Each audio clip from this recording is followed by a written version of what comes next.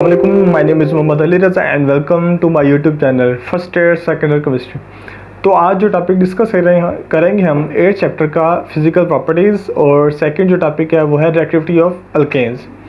तो पहले हम देखते हैं पहले हेडिंग क्या है जी। अच्छा, इससे पहले मैं आपको बता दूं कि अल्केन्स के केस में ना अगर नंबर ऑफ़ कार्बन एटम्स बढ़ाते जाएँ तो इसमें फोर्सेस ऑफ अट्रैक्शन बढ़ती जाती हैं।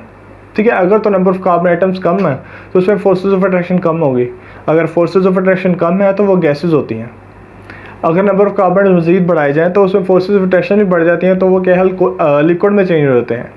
अगर नंबर ऑफ़ कार्बन एटम्स मज़ीद बढ़ाए जाए तो उसमें फोर्सेस ऑफ अट्रैक्शन मैक्सिमम हो जाती हैं, तो वो जो लिक्विड है वो सॉलिड में चेंज हो जाता है।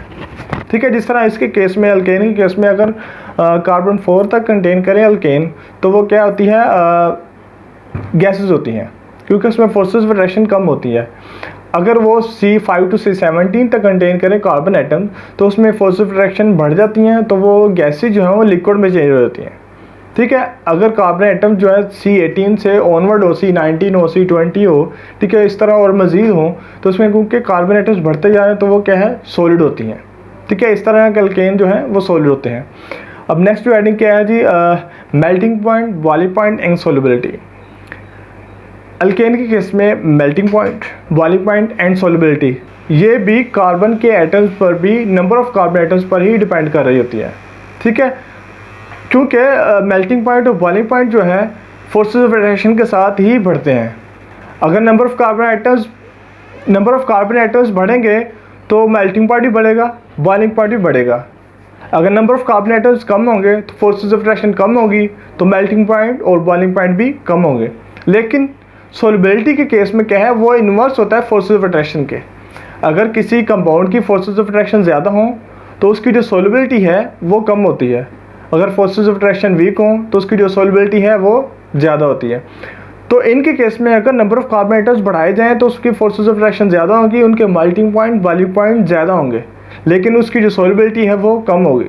ठीक है, अब नेक्स्ट जो पॉइंट है वो है boiling point for branch and straight chain.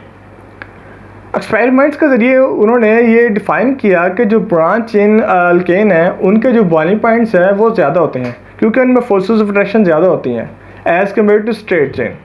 ठीक है, अगर कोई कंपाउंड है, लेट्स सपोज N-ब्यूटेन है, उसका बॉइलिंग पॉइंट कम होगा एज़ कम्पेयर टू आइसोब्यूटेन के।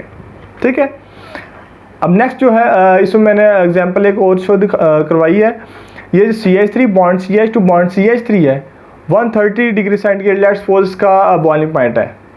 एक और पॉइंट ये है कि अगर बॉइलिंग पॉइंट किसी कंपाउंड का कुछ भी है तो उसमें अगर एक बॉन्ड CH2 ग्रुप ऐड करवाया जाए तो उसका जो बॉइलिंग पॉइंट है 20 डिग्री सेंटीग्रेड इंक्रीज़ हो जाता है। तो उसको मैं एलेबोरेट करने के लिए एक एग्जांपल मैंने आपको दिखाई है।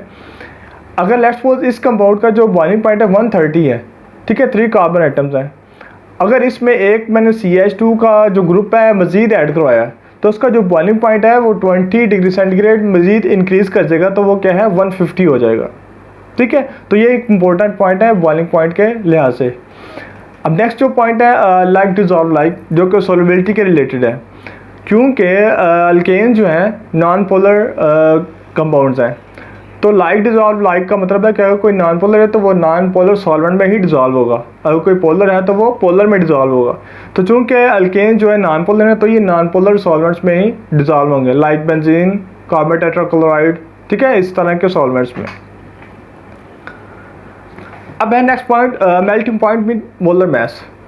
कहता है कि मेल्टिंग पॉइंट भी मोलर मास के साथ इंक्रीज़ होते हैं। मतलब कि अगर कार्बन एटम्स बढ़ाएंगे तो उसके साथ मेल्टिंग पॉइंट भी इंक्रीज़ होता है, क्योंकि फोर्सेस ऑफ अट्रैक्शन इंक्रीज़ हो रही हैं। ठीक है, ये तमाम फैक्टर जो हैं फोर्सेस ऑफ अट्रैक्शन पर डिपेंड कर रहे होते हैं। गैसेस भी, सॉलिड भी, लिक्विड्स भी, boiling point, melting point, solubility. ठीक है, ये सारे क्या हैं, फोर्सेस ऑफ अट्रैक्शन पर डिपेंड कर रहे होते हैं। अब नेक्स्ट जो टॉपिक है वो है क्या, रिएक्टिविटी ऑफ अल्केन्स। कि अल्केन्स की जो रिएक्टिविटी है उसका ट्रेंड क्या है, उसके बैक पर क्या मतलब मैकेनिज़्म चल रहा होता है कि किसकी रिएक्टिविटी किसी केस में ज़्यादा और किसी केस में कम है। अब पहले कहता है reason behind it's word paraffins, क्योंकि अल्केन्स को पैराफिन्स भी कहते हैं। कहते हैं इसके पीछे रीज़न क्या है कि इनको पैराफिन्स क्यों कहते हैं। पैरा निकला है पैरम से, उसका मतलब है लिटल, और फिन्स निकला है एफिनिटी, उसका मतलब है कैपेसिटी। मतलब क्या हो गया इसका, लिटल कैपेसिटी। तो ये चूँकि एसिड्स, अल्कलीज, ऑक्सीडाइजिंग और रिड्यूसिंग एजेंट्स के साथ या उनके केस में जो इनकी जो रिएक्शन कैपेसिटी है वो कम होती है, लिटल होती है, तो इसलिए इनको पैराफिन्स कहा जाता है। और ये केस उस वक्त होता है जब नॉर्मल कंडीशंस हो, ठीक है, नॉर्मल कंडीशंस हो, तो फिर ये इनका केस होता है लिटल कैपेसिटी शो करते हैं, लिटल रिएक्शन एक्टिविटी शो करते हैं। लेकिन अगर इनको सूटेबल कंडीशंस अवेलेबल हो, मतलब जो रिएक्शन के लिए सूटेबल कंडीशन हो वो अगर इनको अवेलेबल हो, तो ये दो तरह के रिएक्शन देता है। एक होता है सब्स्टिट्यूशन रिएक्शन और एक होता है थर्मल या कैटालिटिक रिएक्शन, ठीक है। अब सब्स्टिट्यूशन रिएक्शन क्या होता है? सब्स्टिट्यूशन का मतलब होता है कि जगह रिप्लेस करना एक चीज़ की। अब इस केस में सब्स्टिट्यूशन रिएक्शन वो है जिसमें अल्केन्स का एक हाइड्रोजन निकाल दें और कोई दूसरा ग्रुप ऐड करवा दें, तो इन रिएक्शंस को कहते हैं सब्स्टिट्यूशन रिएक्शन। अब थर्मल और कैटालिटिक रिएक्शन है, ये जो है ना एट हाई टेम्परेचर पे अकर होते हैं इस तरह के रिएक्शन, ठीक है। जैसा कि नाम से जो हो रहा है थर्मल, थर्मल मतलब टेम्परेचर, तो इस तरह के रिएक्शन क्या है, हाई टेम्परेचर पर रखे होते हैं। अब कहता है रीज़न फॉर अनरिएक्टिविटी ऑफ अल्केन्स, कि अल्केन्स अनरिएक्टिविटी शो करते हैं तो उसके पीछे उसके बैक पर रीज़न क्या है?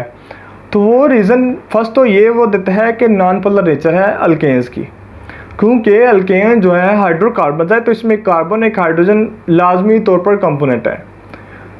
तो इनमें जो क्या कहते हैं इलेक्ट्रोनेगेटिव डिफरेंस है ना वो बहुत कम होता है।